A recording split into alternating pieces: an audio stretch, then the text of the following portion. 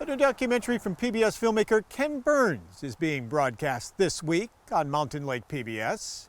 It is a different window into the Holocaust with a focus on the response here in the U.S. Burns is calling it the most important film he's ever made. You can watch the full three-part miniseries, The U.S. and the Holocaust, this coming Sunday here on Mountain Lake PBS. It follows on the heels of the documentary produced by two local filmmakers who followed a Holocaust survivor from here in the North Country to the world's most notorious concentration camp at Auschwitz, where his parents and other family members were murdered.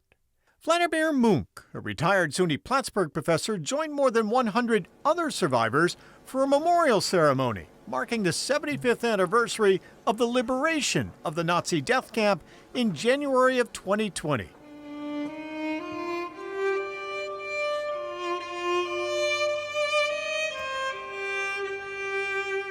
People walked and walked in their thousands to a mass and organized, methodical murder.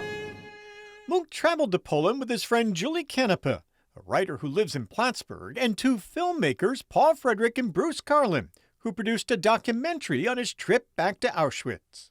People have asked, what was it like being there? And it's such a powerful place, but we were in this mode of getting the work done that we had to get that it wasn't until, I think, that night for sure, but months later where it still kind of resonated with what that place is and what we experienced, and to be there with Vladimir was just, probably the most powerful moment of my career for sure.